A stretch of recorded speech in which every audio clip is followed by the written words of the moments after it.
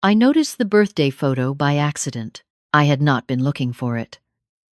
I was sitting at the kitchen table with a cup of coffee going cold beside me, scrolling through the kind of mindless feed that fills the quiet spaces of a life lived mostly alone. My birthday had arrived on a Tuesday that year, gray and unhurried, the way November mornings tend to be in Georgia. And there it was, tucked between a recipe post and a neighborhood announcement, my son smiling wide on a white sand beach. His wife beside him in a yellow swimsuit, one arm raised in the air, laughing at something just outside the frame. Behind them, the Gulf of Mexico stretched green and endless under a cloudless sky. The caption read, "Finally, our little escape. Needed this so much." I set my phone face down on the table and looked out the window at my backyard. The old pecan tree near the fence was bare by then, just the skeleton of it standing in the pale morning light. I had planted that tree the year my son was born. 39 years ago. I watered it through 3 droughts, watched it grow taller than the roofline, and now I sat on my 67th birthday, alone in the house I had owned for 22 years, while my son sipped something with an umbrella in it on a Florida beach he had never mentioned to me. He had not called that morning, not a text, not even one of those automated birthday reminders that social media sends on your behalf. I sat with that for a long time before I got up to refill the coffee. I want to be fair when I tell this story, because fairness is something I believe in even when it costs me. My son is not a cruel man. He was not raised to be cruel. His father and I made sure of that. We raised him in a house with manners and warmth and the understanding that family meant showing up, especially when it was inconvenient. His father, Gerald, passed 11 years ago from a heart condition that came too quietly and moved too fast. After that, it was just the two of us navigating a new shape of life. And for a while, we did it well. Then he married her. I want to be fair about her, too. She is a capable woman, organized, sharp, the kind of person who sends emails with bullet points and never misses a detail that serves her own interests. She came from a family with money, or the memory of money, which in my experience can be even more dangerous. She married my son when he was 31, and she had decided it was time to acquire the right kind of life. My son, who is generous to a fault, who would give away his last dollar if someone told him it was needed, was exactly the kind of man she had been looking for. The problems began slowly, which is how the worst problems always begin. The first time they asked to borrow money, I gave without hesitation. His furnace had gone out in January, and I was not going to let my grandchildren suffer through a Georgia winter. Then it was the credit card balance that had crept up during the holidays. Then the fence that needed replacing before the homeowners association fined them. Each time, I told myself what mothers tell themselves. You help because you can. You give because that is what love looks like in practice. But somewhere along the way, the asking stopped feeling like an emergency and started feeling like a schedule. There was a rhythm to it, a predictability that I recognized the way you recognize a habit in someone you love. By the time I retired from nursing after 31 years, I had quietly covered 2 years of private school tuition for my grandchildren, the down payment on their second car, a bathroom renovation that my daughter-in-law called essential, and more grocery runs and utility bills than I ever bothered to track. I did not track them because I did not want to feel like I was keeping score. That was my first mistake. My second mistake was believing that generosity earns you a seat at the table, that if you show up for your family in every way that matters, they will show up for you in the ways that matter most. On my birthday, the table was empty, and I was sitting at it alone. My granddaughter called me that afternoon. She was 14, old enough to own a phone but young enough to still use it for the people she loved. Her voice was a little breathless, the way it always was when she was moving and talking at the same time. "Happy birthday, Grandma. I got you something. It's at the house. I'm sorry I can't bring it today." "That is perfectly all right, sweetheart," I told her. Are you doing something fun? There was a pause on my end that lasted one beat too long. I am having a quiet day, I said. That suits me just fine. She was quiet for a moment on her end, too. She had always been perceptive, even as a little girl. She got that from Gerald. I love you, Grandma. A lot. I love you too, I said. More than you know. After we hung up, I sat in the kitchen for a long time. The sun had moved around to the back of the house by then, casting long strips of afternoon light across the floor. I looked at those strips of light and thought about the kind of woman I had spent 67 years becoming. A woman who worked night shifts at a hospital for 3 decades to help provide a good life. A woman who had packed lunches and attended every school play and driven through ice storms because her child needed her. A woman who had continued pouring herself out long after her own children had grown, because the habit of giving is hard to break when love is the reason you started. And I thought about the photo. The yellow swimsuit, the raised arm, the laughing. That was the moment something shifted in me. Not dramatically, not with fury, but quietly and with great certainty. The way a dial turns, the way a lock clicks shut. I went to my small home office off the hallway and sat at my desk. The filing cabinet beside it held years of careful records. I had been a nurse, which meant I understood documentation, the importance of keeping things organized and clear. I opened the bottom drawer and pulled out the folder I kept for personal finances. Receipts, transfer records, written notes I had made to myself over the years. I spread them across the desk and looked at them the way I used to look at a patient's chart. Carefully, without emotion, trying to see the full picture. The numbers told a story that the individual moments had been too small to show me. Over 9 years, I had given or lent, with no repayment ever discussed, just over $94,000 to my son and his wife, not counting groceries, not counting the times I paid directly without recording it, $94,000, and on my birthday, they had not called. I closed the folder and held it in my lap for a moment. Then I opened my laptop. I was not sure exactly what I was looking for, but I started with my bank accounts. I had not reviewed the shared account in several weeks. My son had been added to it years ago, when Gerald was sick, and we needed a way for family to help manage things in an emergency. The emergency had long since passed, but his access had remained. It had seemed unnecessary to change, the way many things seem unnecessary to change until they are not. There was a transaction I did not recognize. A transfer of $300, marked with a memo I had not written, moved to an account I did not own. The date was 3 weeks earlier. I stared at it a long time. Then I checked further back. There were 4 others, spread across several months. The kind of withdrawals that do not trigger concern unless you are looking for them. My hands were steady on the keyboard, steady the way I used to keep them during a difficult procedure. Shake later. Work now.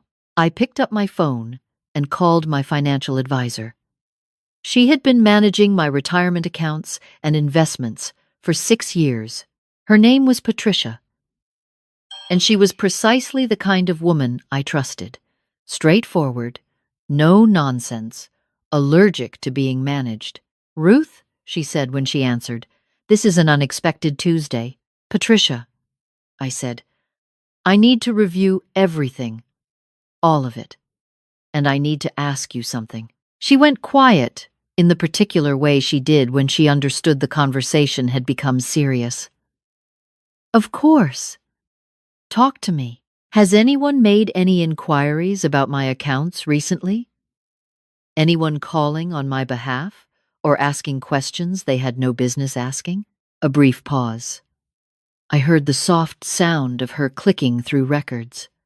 "Actually, yes. About 6 weeks ago, someone called the office, said he was your son, checking on your long-term care options and whether the investment portfolio was liquid enough to be restructured. She paused again. I didn't give any specifics, Ruth. It did not feel like a call you had authorized, but I should have contacted you immediately. I apologize for that. The room did not feel like it was spinning. It felt like the opposite. Like everything had gone very still and very clear. I appreciate you telling me, I said. Now, I want to start making changes. We spent 40 minutes on that call. By the end of it, my son had been removed from the shared account, the automatic transfer he had access to had been suspended, and Patricia had flagged all 3 of my investment accounts for a secondary security review. I thanked her, set the phone down, and looked at the pecan tree out the back window for a long time. I thought about the kind of woman I had spent 67 years becoming. And then I thought about the woman I still had time to be. The next morning, I drove to the office of my attorney.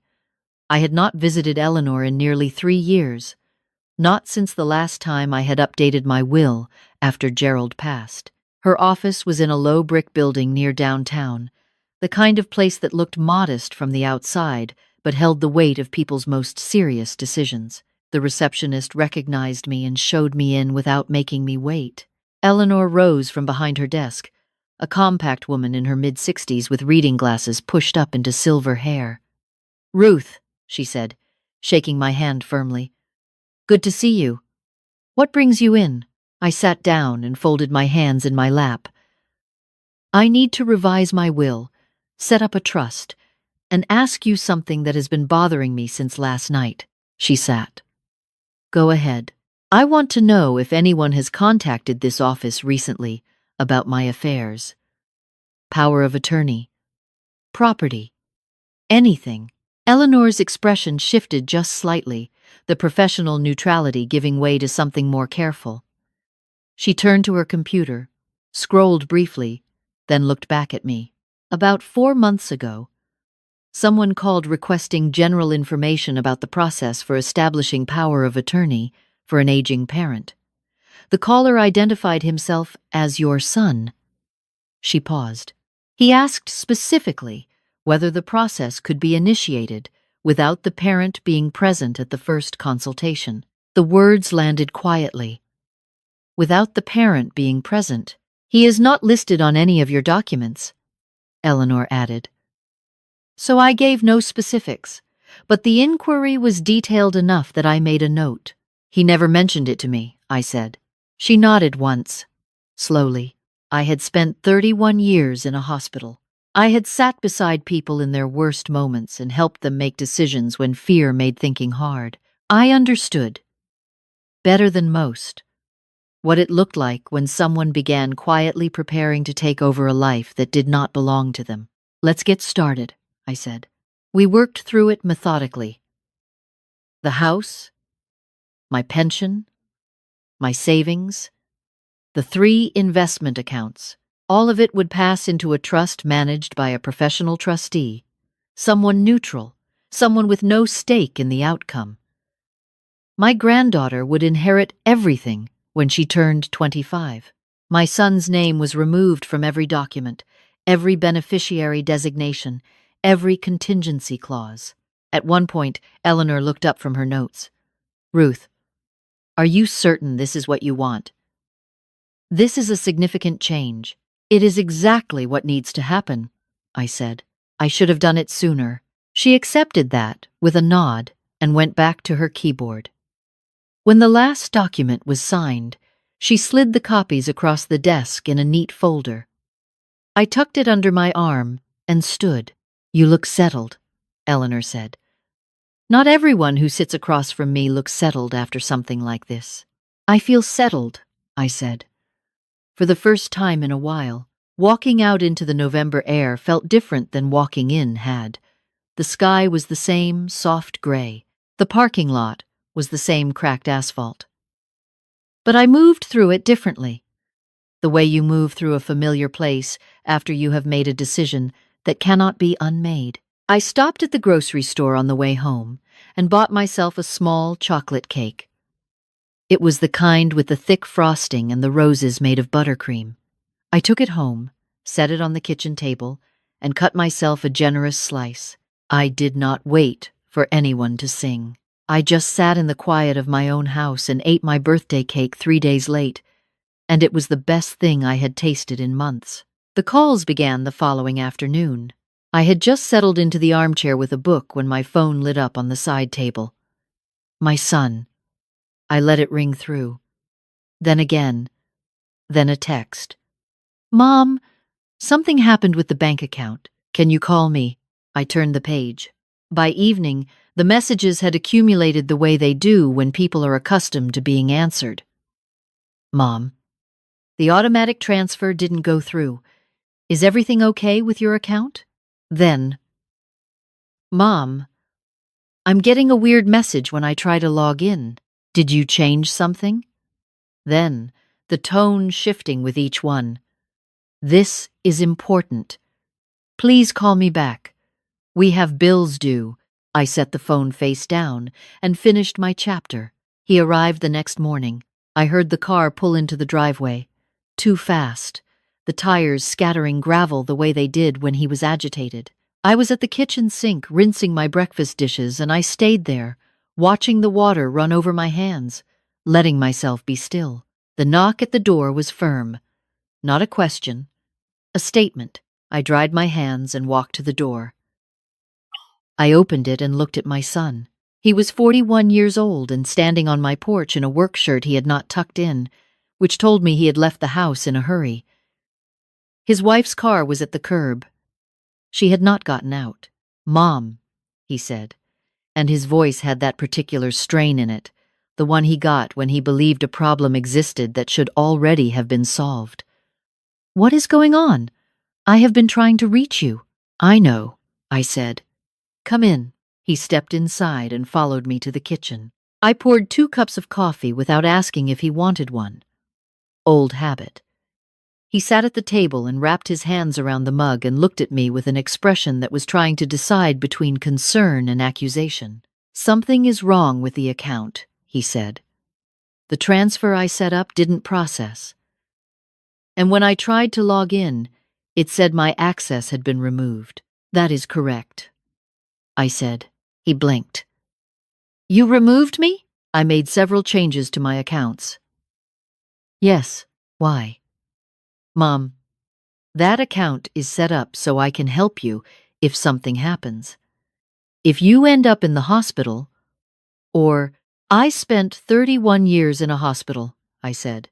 I know exactly what happens when family has financial access to an account with no oversight. It is rarely what the person thought it would be.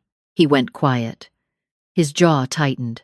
There were transactions I did not make, I said. Small ones. Over several months. I noticed them when I reviewed the account. He looked at his coffee cup. He did not look at me. I want to understand, I said, keeping my voice even. Why money was moved without my knowledge. It was nothing, he said, too quickly. Madison needed to cover something last minute and she thought we thought it would be fine. We were going to tell you. Were you going to tell me about the call to Patricia? His head came up. Or the call to Eleanor's office? The color in his face shifted. Because those happened before the transactions, I said. Months before. And those were not small things. Those were inquiries about how to access my assets and establish legal control over my decisions without my presence. The kitchen was very quiet. The refrigerator hummed. Outside, a car passed slowly on the street.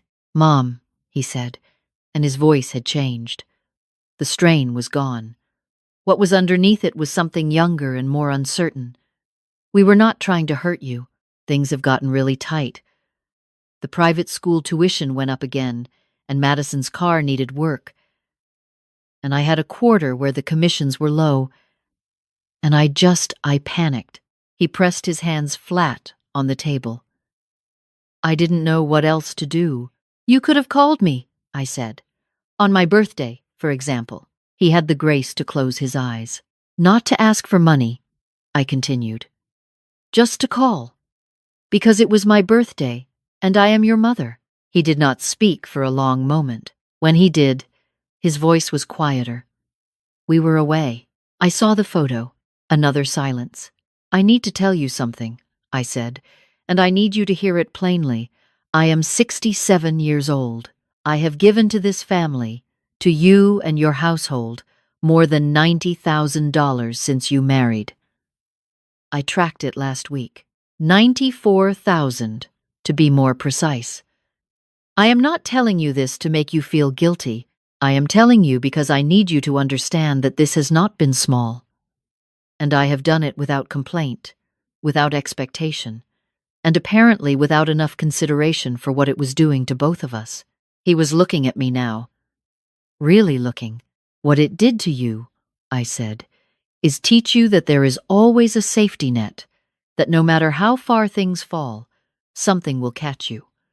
What it did to me is make me invisible. The money was visible, the help was visible, but I was not. I became a function, not a person. I became the account that never overdrafts. My son's eyes were bright in a way I had not seen since he was a boy and had broken something he knew he should not have touched. And I need to tell you one more thing, I said. I visited Eleanor yesterday morning. He went very still. I revised my will. I established a trust. Everything I own will pass to your daughter when she is old enough to manage it. Your name has been removed from all of it. I held his gaze. Not because I do not love you. I love you more than any amount of money could measure, but I will not have my independence arranged away by people who believe my age makes me available. He put his face in his hands. Outside, the car door finally opened. I heard her heels on the driveway. I heard the sharp knock at the front door. My son did not move. I walked to the door and opened it. My daughter-in-law stood on the porch, polished even in her frustration, her coat buttoned to the collar against the November air. She looked at me with an expression that had moved well past patience. What on earth is going on? Our mortgage payment was returned. Do you have any idea what that does to our credit? Come inside, I said. She walked in. Saw her husband at the table with his face still tilted toward the floor. She straightened. We need this fixed today. I have 3 vendors expecting payment, and I have already had to explain to the school that there may be a delay. There will be a delay, I said. She turned to look at me fully. I am no longer covering your household expenses, I said. The automatic payments have been stopped. The shared account access has been revoked. I have made legal changes to my estate, and I have documented the transactions that were made without my authorization. The word documented landed the way I intended it to. She looked at my son. He did not look up. This is unbelievable, she said, and her voice was clipped with the particular fury of someone who has had a plan interrupted. We have built our whole budget around me, I said. I know. That is exactly the problem. You cannot just, I can, I said. And I have. She stood in my kitchen, and I watched the calculations move behind her eyes. Not grief. Not guilt. Just the rapid assessment of someone who has lost access to a resource they had stopped thinking of as a person. My son lifted his head.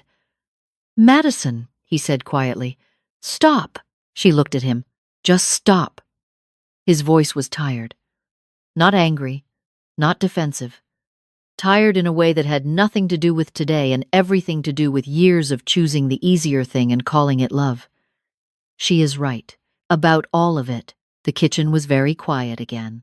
My daughter-in-law pressed her lips together. She looked at me one more time, a long look that was trying to decide which emotion to wear. Then she picked up her purse from where she had set it and walked out of the kitchen without another word. The front door opened and closed behind her. I sat down across from my son. He looked older than 41 in that moment. The way people look when they have just seen clearly for the first time, something they have been avoiding for years. I don't know how to fix this, he said. You cannot fix it today, I said. It did not break in a day. It will not heal in one either. I am sorry about your birthday. The words came out simply, without decoration. I am sorry about all of it. The calls to the bank, to the attorney. I convinced myself it was just planning. That I was thinking ahead. You were thinking ahead, I said. You were thinking about what happens to my assets. That is not the same as thinking about me. He nodded slowly. The part that hurt most, I said, was not the money. It was looking at that photo on my birthday and understanding that I had made myself so available as a resource that I had become invisible as a person. Your children remember my birthday. Your 14-year-old called me. I need you to think about what that means. He was quiet for a long time. The light in the kitchen had shifted while we sat there, the pale morning gray moving toward something a little warmer. What do you need from me? He asked finally. Nothing, I said. Not right now. I need you to go home and have an honest conversation with your wife about what your actual income can support. I need you to make a real budget that does not include me as a line item. And I need you to figure out who you are as a son when I am not available as a solution. He nodded. His hands on the table were still, the way a person is still when they are listening rather than waiting to speak. I am not closing the door, I said. I am your mother, and I will always be your mother. But I am changing the terms. I exist in your life as a person now, not a safety net, not an inheritance to be managed, a person. My love for you is not conditional on your behavior, but my access is. He stood slowly. He looked at me for a moment, and I saw in his face something I had not seen there in a very long time. Not the careful expression he wore when he wanted something, not the tightened jaw of someone calculating, just his face. The face of the boy who used to run through the backyard in the summers and ask me to watch him do things he was proud of. I'll do better, he said. I don't know exactly how yet, but I mean it. I know you do, I said.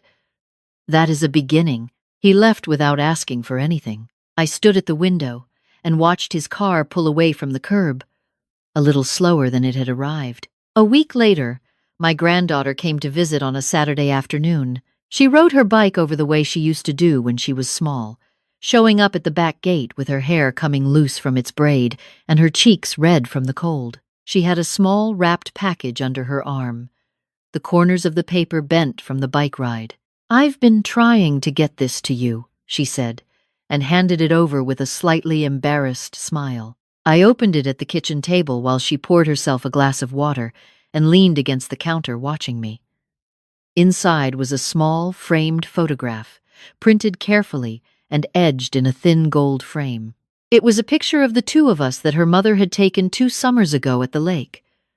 My granddaughter was 11 in it, squinting against the sun, her arm thrown around my shoulder. I was laughing at something, my head tipped back, completely unself-conscious. I looked at it for a long time.